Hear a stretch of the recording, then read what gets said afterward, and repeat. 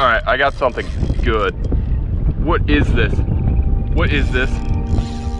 I don't know what this is. This is really good though. This is a really big fish.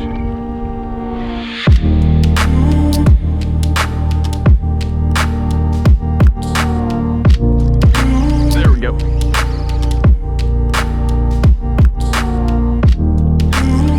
Well, that didn't take long. Look at that. Dang. Oh, that one's gonna hurt a little bit. So today I decided I wanted to fish strictly artificial. So what I'm doing is I'm testing, or not really testing out, but I'm using a lure that I really don't use too often, and that's Gulp Shrimp. There's a couple of reasons why I don't use it very often. One, it's pretty expensive. Two, the baits are extremely soft and they get torn up by pufferfish and everything. But not gonna lie, if you can get on some redfish or snook or trout with these, they love the scent, they love them, they will eat them.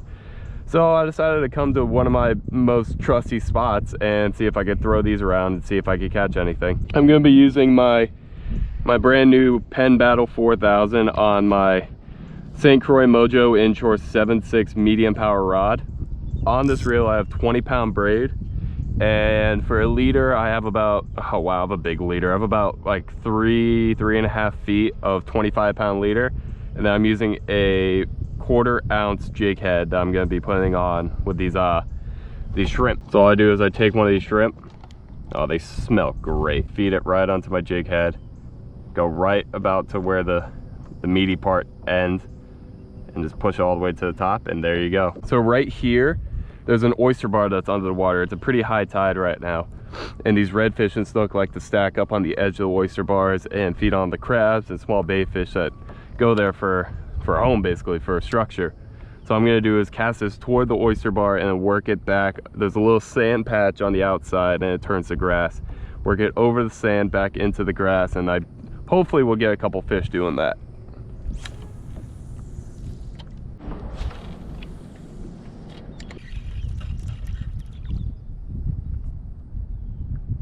Try standing up.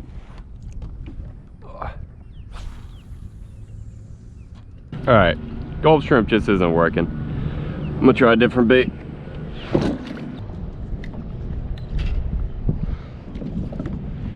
Here we go.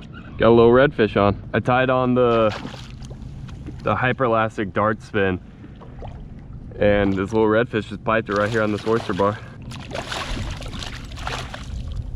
He choked that thing too. Not a big one, little redfish, but I'll take it. Look at this thing down his throat. Look at that. Dang. Whoa. Probably like a 16-inch redfish right there. Well, there he goes. Nice little start to the day. I'll show you what I was using. So this is the lure I was using. It's called the Hyperlastic Dartspin. It's still like a newer lure. When it first came out, me and my buddy Will did like a product review kind of thing on it. I'll post a video up here on the top right. And I like this lure. It's very good. It's got this spinning flashing tail right here, so you can work it slow and it still gives off a lot of flash and vibration. And that's exactly what I was doing there. I was just casting it out by this oyster bar, and I was just slowly rolling it on the bottom while giving it a twitch every once in a while, and that redfish absolutely crushed it. I'm sorry I wasn't recording. I haven't gotten anything in like an hour, so I was kind of losing hope, but that kind of gave me a little more confidence now.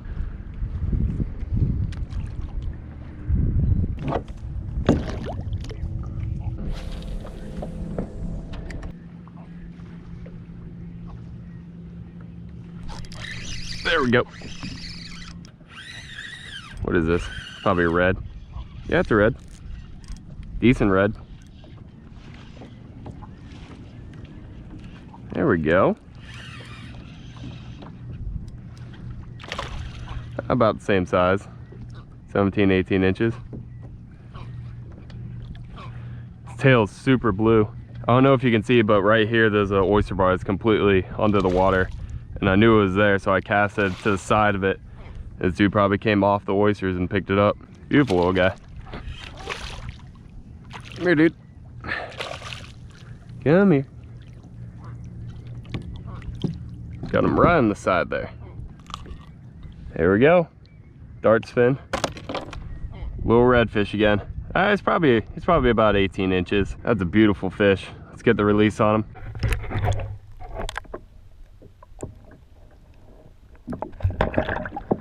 All I'm using is a weighted worm hook right here.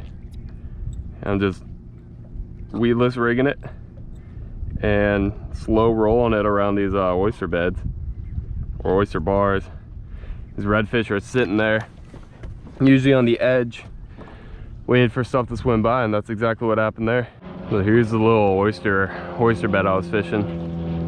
It's really not that big at all. Usually holds a couple redfish. Only got the one off of it today though. All right, now I came out here a little bit deeper water, and it's grass flat right here. It's probably about 5 feet deep right here, and I'm gonna keep trying to throw this Hyperlastic Dartspin and see if I can get some trout. If that doesn't work, I'll either put on the Gulp Shrimp again or the Mirrolure Mirrodine and see if I can get a couple trout. It is a hot one out today. Probably around like 11:30, and I am sweating buckets right now. I'm gonna go ahead and put the Gulp Shrimp back on. All right, let's see if we can get some trout.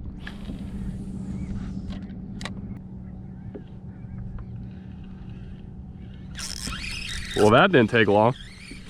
Oh, it's off. I didn't even jig it, he was already on. That was crazy. That's a good sign.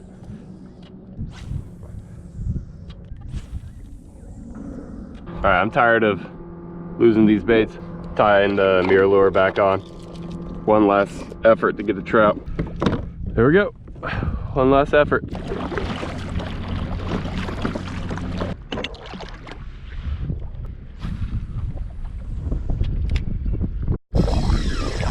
All right, I got something good.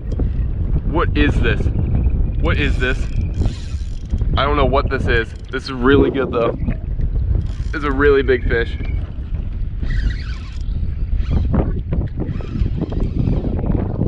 Oh no. I have a really big fish on right now.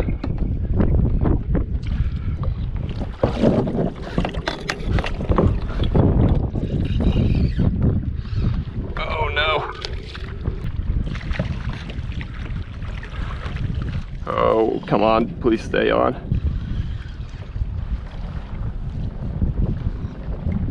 All right, he's still on. He's wrapped over there too. Oh, there he is. What is that? Oh my God, what is going on?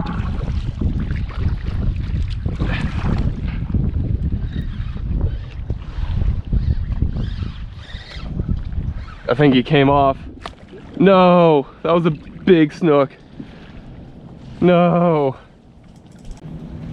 Oh, I just had a massive snook on. I wasn't even recording because I wasn't getting anything. I just casted my Mirrolure pretty far away from the oyster bar, and I didn't even have time to twitch it. He just smoked it immediately. Just started peel and drag. He ran me right toward the mangroves right here. It wrapped me up on a couple of them, and I had them on for a little bit, and when I got over there, I felt them pull a little bit, and then there was nothing, and I saw this big snook just swim right by.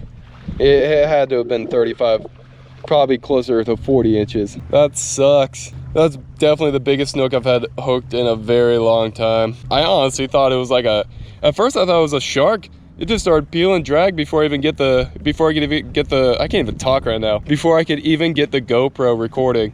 It was just peel and drag. I was like, oh crap, I just hooked like a black tip or something, and then it like half jumped.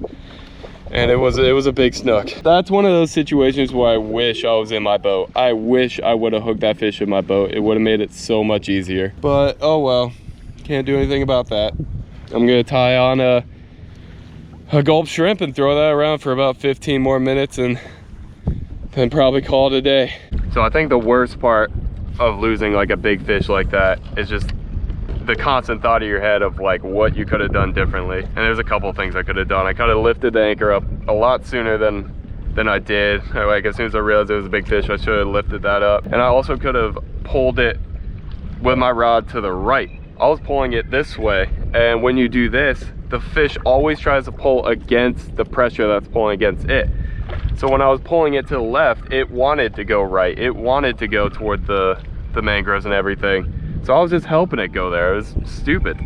I should have been going this way pull it that way so it wants to fight it and go out into the middle, and then I could have easily got it there. Or not, maybe not easily, but I probably could have got it there. Oh well. You live and you learn. That one's gonna hurt a little bit. That one's gonna hurt for a while. I'm not gonna be able to sleep tonight thinking about that fish. If you guys enjoyed this video, make sure to give it a thumbs up. That would really mean a lot to me. If you want to see more videos like this, make sure you subscribe. And I will see you next time.